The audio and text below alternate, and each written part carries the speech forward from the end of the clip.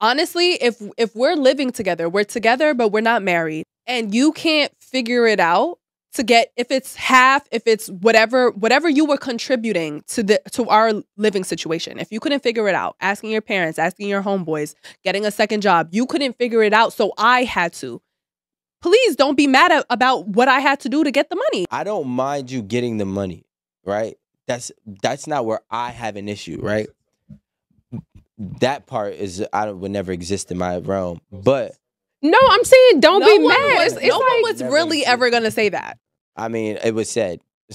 No, but I'm saying you should be like I'm grateful for having someone to give me the money. So you should be too. Why wouldn't you be grateful that you aren't getting evicted? That sounds crazy, right? And it's ego. You got it. You got it. Rico definitely got it. Y'all those kind of. Wait, so what do you? So you wait. So you'd rather be evicted than to? We're talking to the wrong kind of men here. I mean, the thing is, if I'm thinking about marriage, Chris, what about you? Would you be happy that the rent is paid? That's where my whole problem was. What? So your thing is, you would have appreciated a conversation about where I was going to get the money. Because we don't know. But what I would think is this my girl again. I'm not saying that she did it to get the money. Oh, is it a loan? I forgot. Was that a part of it? Was this a loan or a gift? You gave it to me. No, that nigga gave that shit to me. It wasn't even specified. Okay. But in my mind, in Rico's mind, it depends on who the nigga is, though. Like, because sometimes girls date a corny dude just to get the money. So she might feel comfortable running. No, to be honest. If it was a Rico and you asked Rico for three bands and he gave it to you, oh no, Rico's coming with it. Yeah, Rico's coming.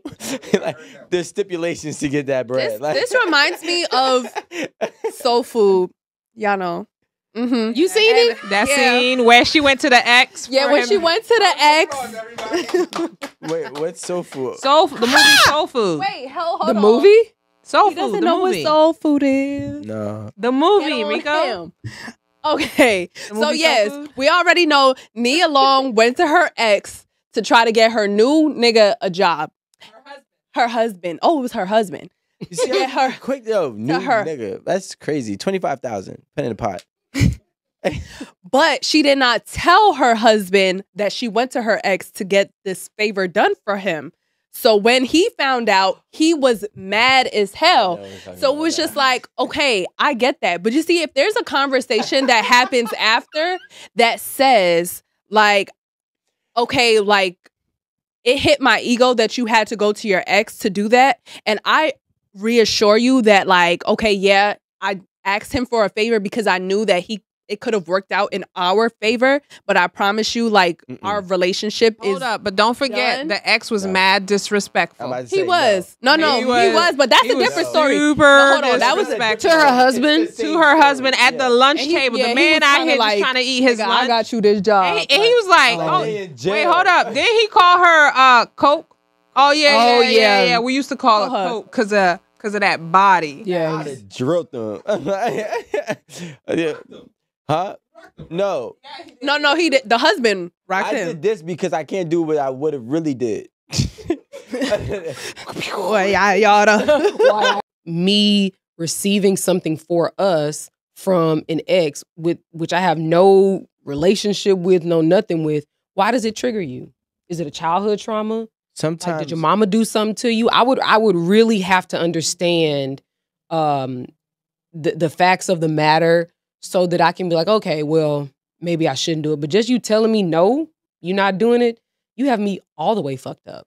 I realize like that all the way, like up and down. I understand that principles that people have acquired is similar to religious beliefs. A lot of people believe in religion and can't even tell you why they believe it, just their parents told them to.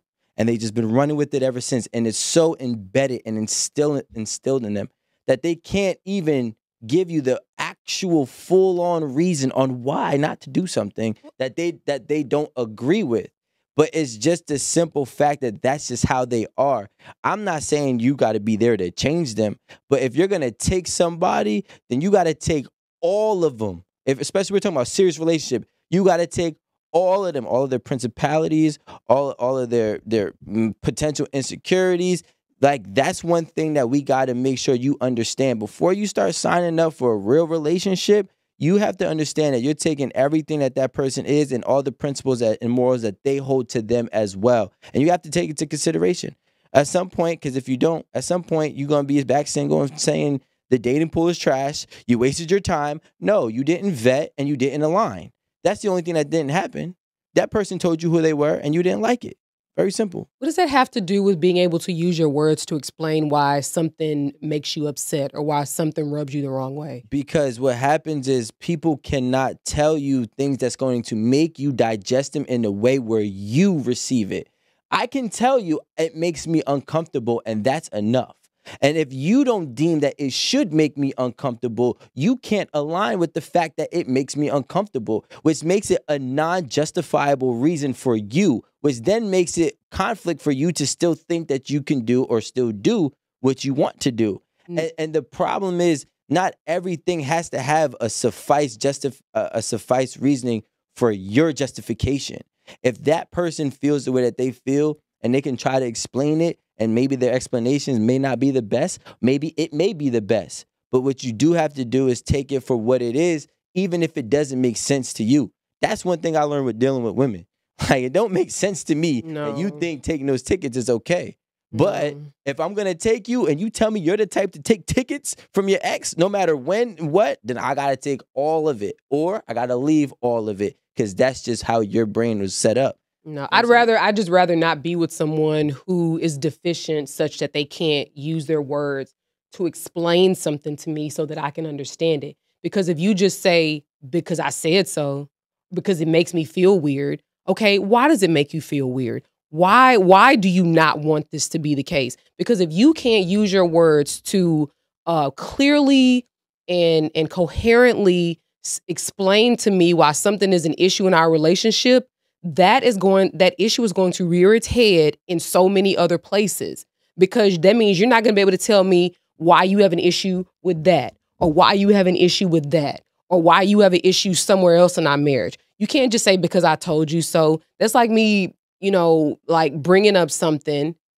and my reason, because if someone's trying to understand and get the backstory and the context, and I say, just because I don't like it. No, there's a reason. And it also goes against the fact that I'm about us. Like, you're just trying to have control of the situation. You're just trying to have control of me and the decisions that I make. The decision that I make is for us. It's not just about me. And I realized that when you talk to walls, you get weird responses. Now, I just want to say one last thing to Aaron in response. Sometimes it's not about it makes me feel uncomfortable. One thing that I realized growing up in the reality of a world is that sometimes people will answer me with, this is how I was raised. And when you get into that position where you say, this is how I was raised, you have to understand it, depending on when you meet them. If you meet him at 25, that's 25 years of hardwiring and programming that has been done to that person to believe that whatever X is the way that it needs to be. And there is no explaining out of that. Now, unless you want to take another, in my opinion, another 10 to 15 years going and chipping away at that tree to try to rewire their brain, then that's a whole different conversation.